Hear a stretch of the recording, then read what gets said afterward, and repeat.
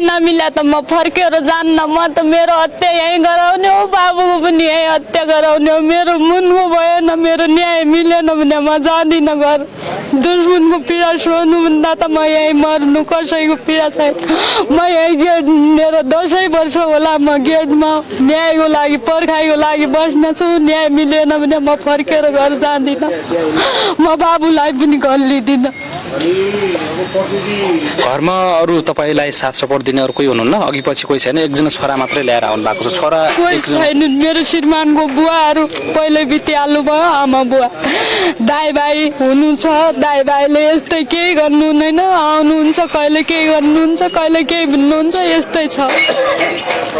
दाइ हुनुहुन्छ एउटा भाइ छन् दुईटा छन् आउनुहुन्न कहिले पनि आउनु भएको छैन अब तपाईँ यसरी चाहिँ दिनानुदिन रहिराख्नु भएको छ आज 25 दिनसम्म यसरी गेटमै हुनुहुन्छ पुण्य लाग्छ मरेको भए पनि हुन्थ्यो होला हामी अब के गरेर खाने हो उहाँ नरहेपछि उहाँले हामीलाई कहीँ दुःख दिनु भएन जसो तसो अब 6 महिना काम गरेर ल्याएर हामीलाई जसो तसो त खाना दिनुहुन्थ्यो अब उहाँ नरहेपछि म महिलाको जिन्दगी दुई बाबु लिएर कहाँ जाने के गर्ने सरकारी स्कुल पढाउनलाई पनि 2025 ड्रेस लाग्छ अब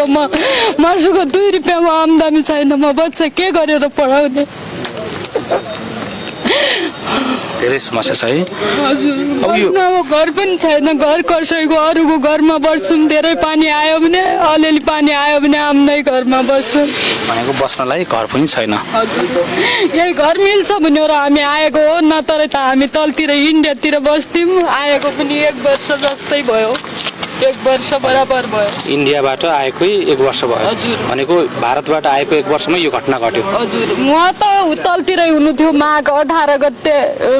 मुक्सिर 18 गते घर पुग्नु भयो माघ 17 गते यस्तो भइहाल्यो हामी आमा छोरा मात्रै घरमा थियौँ हामीलाई छोडेर तलतिरै जानु भयो तपाईहरुलाई छोडेर त्यहाँ जानु भएको थियो हजुरको माया यो घटनामा संलग्न रहेका जसरी तपाईले अहिले आरोप लगाइराख्नु भएको छ नि उहाँहरूलाई छानबिन भयो या भएन के भयो कस्तो भयो जिल्ला अदालतले 1 लाख 1.5 लाख रुपियाँ रन्नबहादुरलाई 1.5 लाख रिसुमलाई 1.5 लाख मैसरा साईलाई 1 लाखमा छोड्यो 2 जनालाई सामान्य ताडीमा छोड्यो भनेको यो केसमा जिल्लाले पनि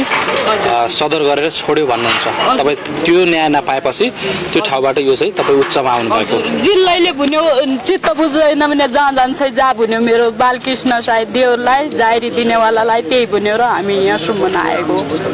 एक हिसाबले त जिल्लाले नै तपाईहरुलाई चाहिँ यो ठाउँबाट अब भएन सुनिश्चित तपाईहरु जे गर्नुहुन्छ जसो गर्नुहुन्छ भनेर तपाईलाई चाहिँ छुटकारा त दिइसकेको अवस्था छ अब तपाईले चाहिँ उच्चमा के अब यो केसलाई चाहिँ जितौँला भनेर आउनु भएको बस्नु भएको छ अब यसमा चाहिँ कतिको न्यायिक प्रति तपाई चाहिँ विश्वस्त हुनुहुन्छ हजुर म न्यायको लागि मेरो उच्चले न्याय दिन्छ जस्तो लागेर म यहाँ आएको हुँ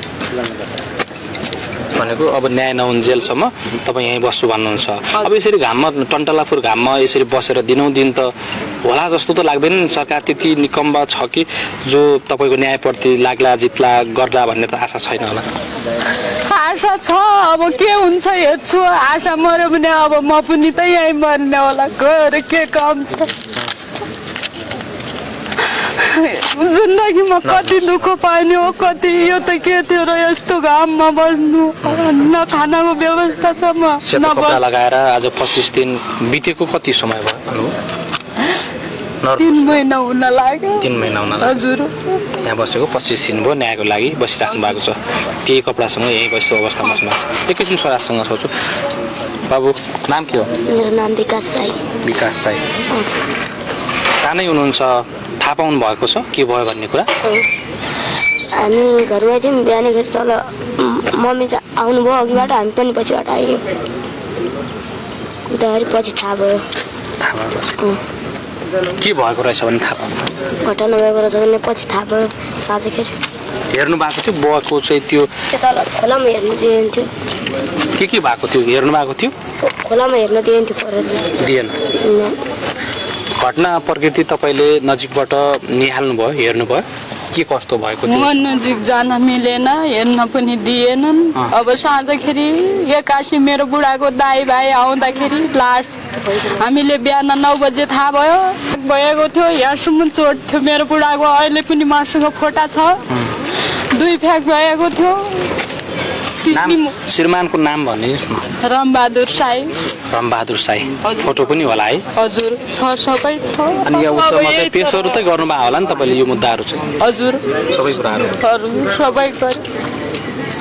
के छ अन्तिम निर्णय चाहिँ तपाईँलाई सुनाइ हुन्छ तपाईँ न्याय पाउनुहुन्छ भन्ने छ कि तपाईँको केसलाई रिजेक्ट गरेको अवस्था छ न्याय मिल्छ अब यो तुला साईले किन मुद्दा ल्याएन अरू 3 जनाले मुद्दा यहाँ ल्याइसकेका छन् हामी निर्दोष हौँ बाहिर बसेर लड्न पाऊँ भनेर मुद्दा ल्याइसकेका छन् एउटा जुनै तुला साईले ल्याए छैन उहाँले किन ल्याउनु भएन भने किन ल्याउनु भएन त्यो त मलाई पनि थाहा भएन छैन भनेको तपाईँ न्यायप्रति विश्वस्त विश्वासमा हुनुहुन्छ कि म न्याय पाउँछु म जति दिन म न्याय पाउँछु भन्ने विश्वास लागेको छ अब यहीँदेखि हेरौँ अब मेरो यही आउने व्यवहार त सार्वजनिक विदा छ गरे छैन अब 25 गतेको व्यवहारसम्म हेरौँ के हुन्छ जस्तो त्यहाँदेखि सोच्नु पर्यो त्यसपछि के सोच्नुहुन्छ के गर्नुहुन्छ त्यो दिन न्याय नमिलेपछि त त्यो दिन म यहीँ मरेर मेरो लास आफन्तले बुझेर लिनेछन् म जान्दिनँ फर्केर घर एकबाट बच्चा बच्चीको श्रीमानको पीडा बेग्लै तपाईँलाई यस्तो लाग्दैन कि मेरो मुद्दामा कोही अलि बुझकार जानकार व्यक्तिले बुझिदियोस् हेरिदिएको भए सायद लाग्थ्यो अब मसँग न धुन छ न पैसा छ मसँग न पावर छ केही न केही छ मेरो त यहाँ शरीर बाँकी 2 बाबु बाहेक अरू मसँग केही छैन मसँग केही भइदिएको भए त सबै हुन्थ्यो होला मसँग केही नभएर त आज मेरो लागि कोही रहन्छ जस्तो लाग्छ मेरो श्रीमान जस्तै जानुभयो त्यस्तै सबै मान्छे पनि गइहाल्नु भएछ मेरो श्रीमानले कहीँ मान्छे राख्नु भइरहन्छ जस्तो लाग्छ हुन्छ दिदी अब तपाईँ नरुनुहोस् यसरी हामीले पनि तपाईँको कुराहरूलाई राखेका छौँ सम्बन्धित ठाउँसम्म यो कुराकानी तपाईँले बोलेका कुराहरू तपाईँले त्यो पीडामा बोकेका कुराहरू सुनिदियोस् भन्ने हामी पनि आशावादी छौँ र साँच्चीकै एउटा न्याय उहाँले पाउनुपर्छ त्यो न्याय पाउनुहुन्छ भन्ने आशा पनि गरौँ र सम्बन्धित निकायसम्म उहाँले राखेको कुराहरू चाहिँ सुनिदियोस् भन्न चाहिँ चाहन्छु